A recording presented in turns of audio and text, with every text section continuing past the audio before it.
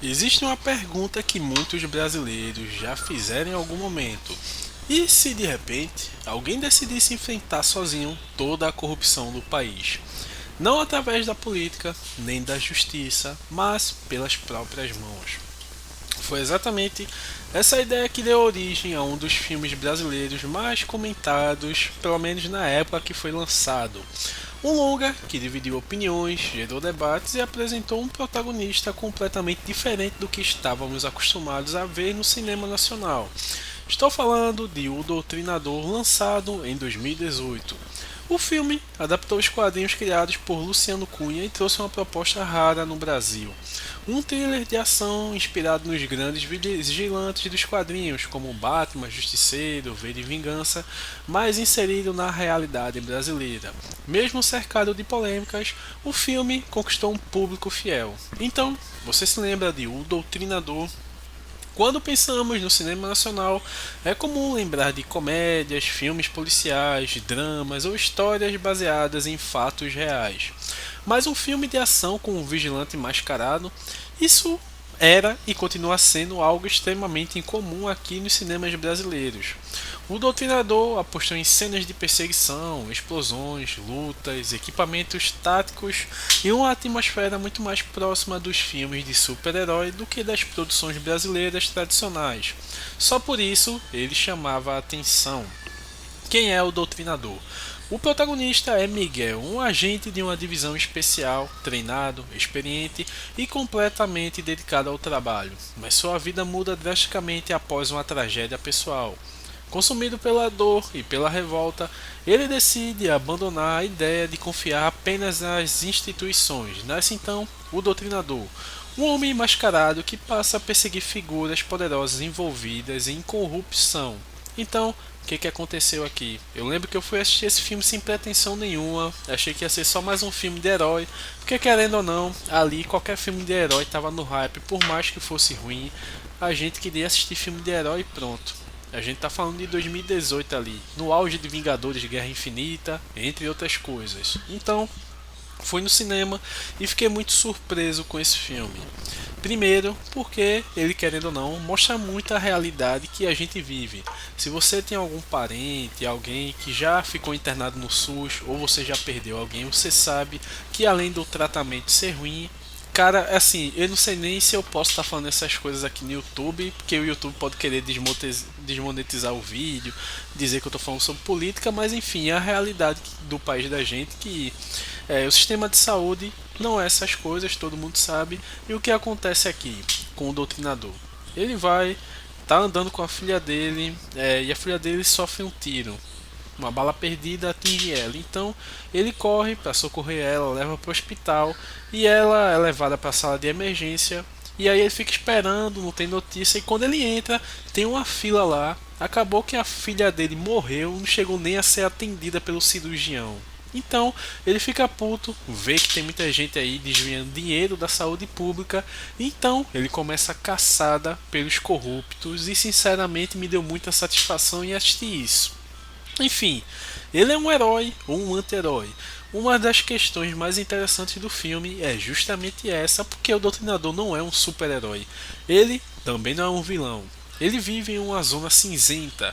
Suas intenções podem parecer nobres, mas seus métodos levantam uma discussão importante. Até onde alguém pode ir em busca de justiça?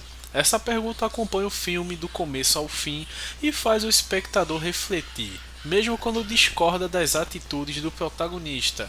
Um dos maiores méritos do filme está nas cenas de ação. Para uma produção brasileira, elas surpreendem. Existem perseguições, combate corpo a corpo, tiros, emboscadas, uso de drones e equipamentos táticos. É evidente que o orçamento não era comparável ao de Hollywood, mesmo assim, a equipe conseguiu entregar sequências bastante competentes, principalmente considerando a realidade do cinema nacional. Poucos elementos do filme chamam tanta atenção quanto o visual do Doutrinador. A máscara, que sinceramente tá rolando um protesto lá contra os políticos, ele pega uma máscara lá que protege dos gases, né?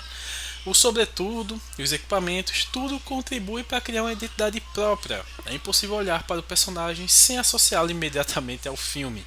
Esse tipo de construção visual é fundamental para qualquer vigilante, e nisso a produção acertou.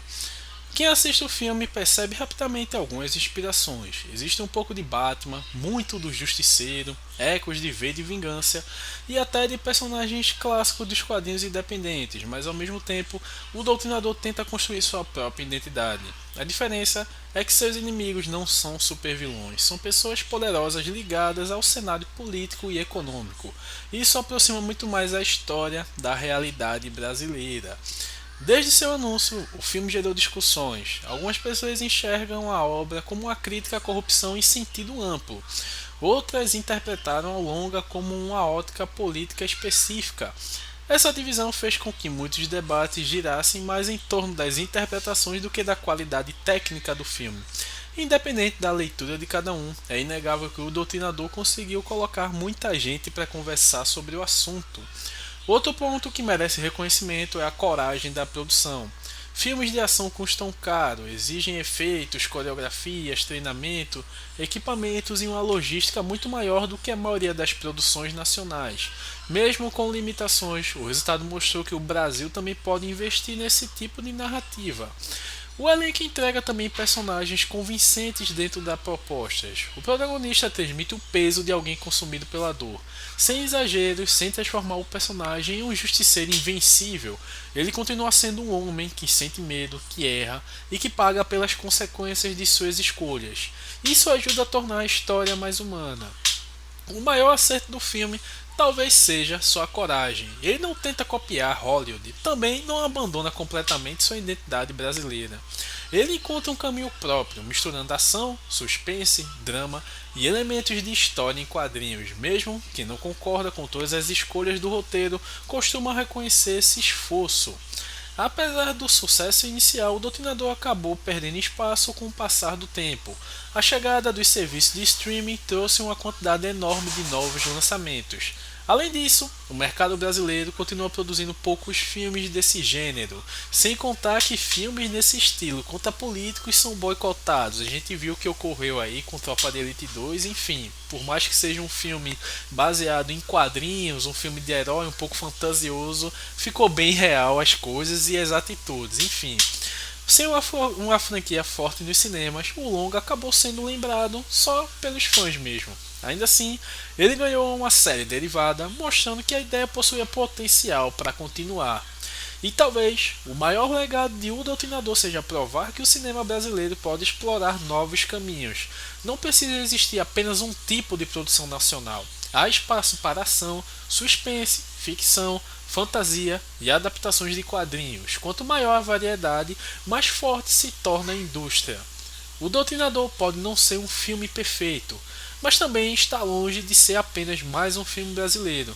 Ele ousou fazer algo diferente, criou um protagonista marcante, apostou em ação e mostrou que histórias de vigilantes também podem funcionar dentro da nossa realidade. Talvez esse seja o maior motivo para revisitá-lo hoje, porque, mesmo anos depois, continua sendo uma das produções mais diferentes já feitas pelo cinema nacional. E agora, eu quero saber, você assistiu o Doutrinador quando ele foi lançado? Acha que o Brasil deveria produzir mais filmes de ação e heróis nesse estilo? Conta aqui nos comentários. Se você não assistiu, eu recomendo bastante que você assista esse filme, porque, na minha opinião, ele vale a pena.